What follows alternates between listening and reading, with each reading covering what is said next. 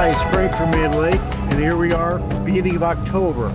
So we're going to talk about what we need to do with our bees and our hives to get them to go into winter.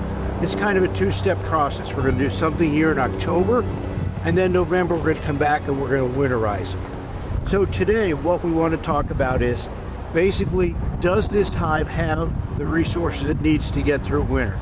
Now here I overwinter this one in a deep and a medium. So I'm going to make sure that they are filled with honey, and if they're not, I'm going to feed them some syrup. You see beside me I've got a couple of singles. These I'm going to overwinter in singles with some solid feed on top. I like to do that to see how they do up there. But this we're going to do properly. So the first thing I'm going to do is come to this hive, and I'm going to lift it up like this. Now I can, just by the feel of that, I can tell that hive is light. So I'm going to put some feed on it. How do we feed? When we're feeding in cool weather, short days, we have to get that syrup as close to the bees as we can, and it's got to be a very thick syrup. So I'm feeding with our commercial syrup, or Pro Sweet.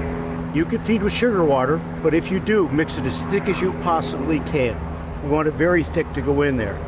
And how do we feed? A couple of ways. Frame feeder, I can take one of the outside frames. I'll probably take it in the bottom box, so I'll have them to because this is a deep. But I'll take it out of the outside of the bottom, and I'm going to fill this with syrup, replace a frame with it, and let them store that. As I need to, I'll come back and refill this. I'll do this all through the month of October. I'm not going to do it in November when we get really cold and the bees can't dry this out. We got to remember, we send bees into winter with feed that has a high moisture content, such as sugar water. They can get dysentery. They can't take their cleansing flights. You're going to kill that hive over winter. So we want to make sure we feed them early enough and get enough feed on them. So there are a couple ways to feed. I mentioned the frame feeder. Another way I like to feed is through the top. Now we can't use a top feeder, the standard, box with the feeder inside of it, because it's too cold. The bees won't go up and come down and go back. So we want to do something that gets it right on.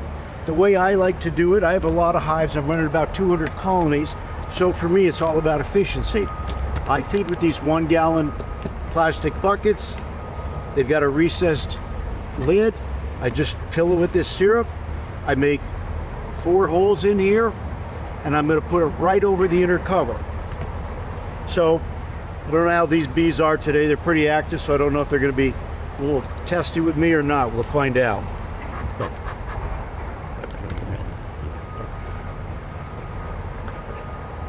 Yep, they're actually pretty good. They're not even up here.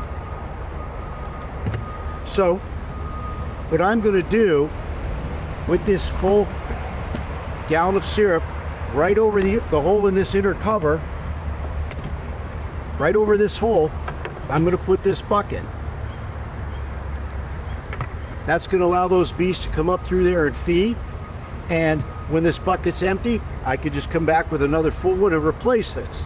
Now to protect it, it's great if you have an extra box.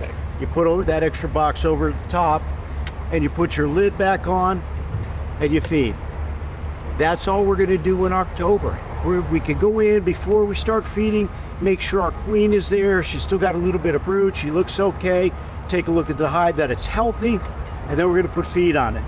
You could also put on a pollen substitute patty. I don't normally do that up here in Pennsylvania because we've got a lot of goldenrod, and they will have those frames down in the brood nest packed with pollen. So I don't need to do that. But if you don't have a fall flow, you may want to give them a patty. Put it between the 2 boxes and just put 1 patty on and put that syrup on. Now when you're feeding syrup, we want to encourage the bees to take it, number 1. And number 2, we want to try to get some health on that colony while we can. I like to mix a little bit of Pro Health. It's it kind of builds that gut health in the bees. It's got those spearmint and lemongrass essential oils in it, and it's healthy for the bees. It's antifungal, antimicrobial, so it gives them a healthy gut going into winter. So I'll put a little bit in with this syrup, mix it up, and I'll put it on there. Now, do you have to use a bucket like this to feed? No, you don't.